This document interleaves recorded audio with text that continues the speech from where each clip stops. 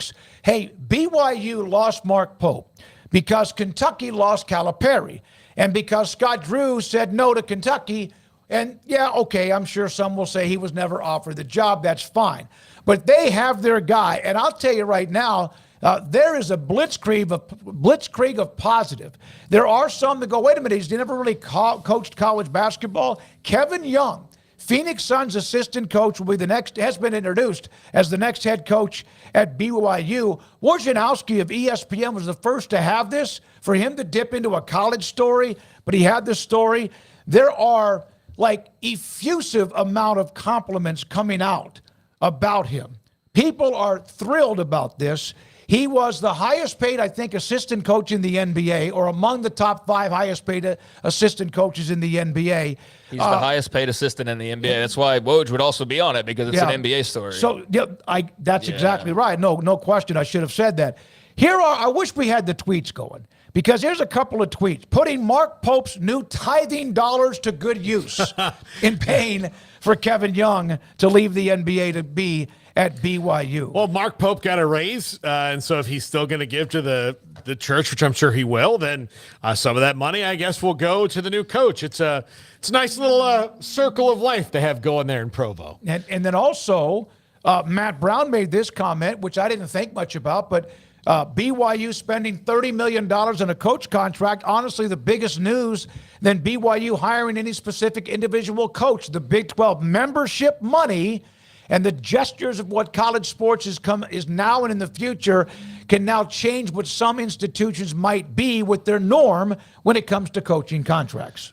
Well, I see a lot of people always pointing to the gap that's widening with 2 of the conferences and the rest of the land, especially the other quote-unquote power conferences. But what they fail to consider sometimes is that's not just the sole focus of everybody. And the fact is that BYU and Houston and Cincinnati and UCF are in a much better place monetarily than they were previously, even if the travel is a little bit crazier or whatever changes there might have been that they had to have a little bit of a curb for. They're making way more money than they were. And so I would imagine that helped in this pursuit as well. And yeah, I mean, Woj is on it because it's a top assistant in the league and a guy who's going to be with them for the remainder of their run, according to that report, through the playoffs. He'll remain with the Suns. But yeah, it seemed to be a pretty heavily positive and almost unanimously positive hire when it was announced. So a little bit of surprise. And I don't know, I didn't have a moment to really even start to dig in on the BYU coaching search because it's been all of 4 days. And my sister got married this weekend and I wasn't really paying attention to a lot. So kind of got back into things yesterday and boom, that pops. I guess, was that earlier today or was that last night? I guess earlier today. So yeah, it popped today. My times are all messed up. And yeah, it seemed to be, pretty well received and seems like a great hire. He's a Salt Lake City native, so that is a tie-in right there, and I'm sure there are others I haven't learned about just yet, but just in general, from a pure basketball point of view, seems like the Cougars did about as well as one could hope for in replacing Mark Pope, and that was a big question mark because, you see how enthralled and excited Kentucky fans have become in a short amount of time for Mark Pope. Granted, he's one of their own, but that was a guy who brought up a lot of excitement to BYU last season. Even though their tournament run didn't last very long, they were one of the more entertaining teams to watch at times. And so to lose him was a big deal. And you wonder, especially in a league like the Big 12, you don't want to make the wrong hire and then suddenly you're floundering. And so they moved quickly, and it seems like they did a bang-up job of going and finding their next head men's basketball coach. There's one other note. This was from a guy named Joe Wheat 27. I liked it. Again, there was a picture of a handshake. BYU handshake with the Church in 1847. Reclaiming the Pope's authority with a leader named Young.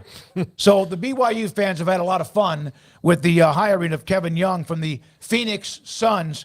I'll tell you how much I know about the NBA. I still watch it, but I don't watch much of it. I really, really don't. But I reached out to some of the guys that we know that cover BYU, that also cover Salt Lake City. In fact, one of them, Tony Jones, who covers the Jazz, is going to join us on Friday about Kevin Young, but also on former Baylor star Keontae George in his rookie year, which was really, really good.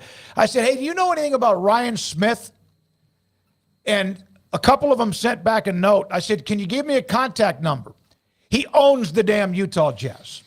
I'm not going to just call Ryan Smith. He also wants to buy the Phoenix Coyotes in the NHL. So that's Well- how much I've been paying attention to the ownership of the Utah Jazz. Yeah, and also the fact that the Phoenix Coyotes are not going to be in Phoenix; they're going to Utah. Yeah. So that was basically, it was rumored about, but all but made official last week that that's what's going to happen now. So yeah, there is that tie-in, and Young, and obviously Brigham Young. Even though we've had to break you of the habit of saying I haven't Brigham said it. Young, I haven't said it. There's the Young tie-in there that I've seen, obviously putting two to two together. So yeah, BYU fans seem to be thrilled, and based on the NBA reception, that's a really nice hire for the Cougars. More to